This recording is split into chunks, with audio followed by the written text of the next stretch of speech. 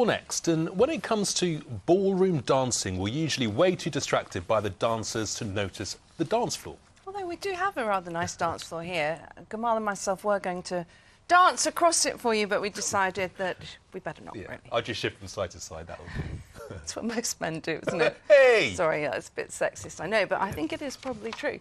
Anyway, after years of being shuffled, tapped and stomped on, the dance floor at Blackpool Tower Ballroom is finally stepping into the limelight itself after a restoration costing £1 million.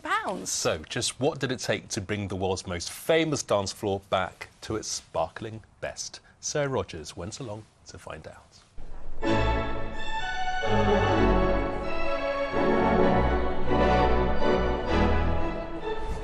Dancers have been waltzing to the Wurlitzer at Blackpool's Tower Ballroom for decades, but now the damage from those dancing feet has been peeled away to reveal pristine parquet. Opening its doors for the first time since the latest restoration, we tried to keep up with the critics to see what they made of it. Beautiful, absolutely beautiful. I'm 84 and I've been coming here a long time, and it is absolutely beautiful. Is it as good as when you were 24? Well, there are a lot of boys about then. So what makes a good dance floor? It's a consistent surface. Sometimes it can be sticky, sometimes it can be quite shiny and slippy, but it's very consistent today. Wonderful. It's great. How long have you been dancing for? Oh, about 10 minutes. No, about 25 years. And definitely not short of a move or two. The special sprung floor has been refurbed as part of restoration work costing more than £1 million, and this is what it looked like before. Varnish over varnish for 30 years. It's taken 3 weeks to restore. Well, what you're looking at down there is 30,602 separate blocks of walnut, oak and mahogany, and 100 layers of lacquer has been painstakingly removed. There was a lot of blood, sweat and tears went into it at the start to get the lacquer off.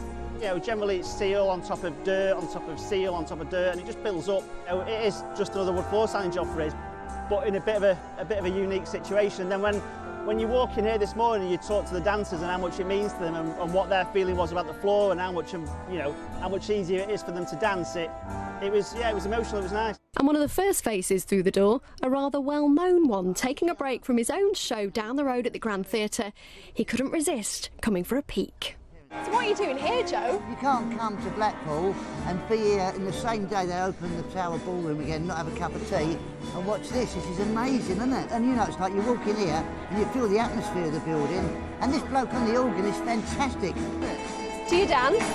Well, not like this, I don't. No, but I'd like to learn.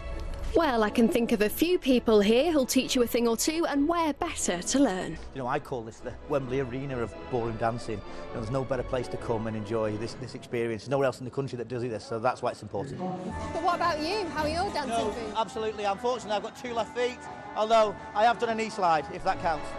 So taking the shine away from the quick steppers today is what's underneath their feet, keeping Blackpool the belle of the ballroom. Sarah Rogers, ITV News in Blackpool. Yeah, loving the floor, loving the moves, all those men proving me wrong. Amazing transformation. Fantastic. Incredible. Well done to everyone involved in that. On to sport now.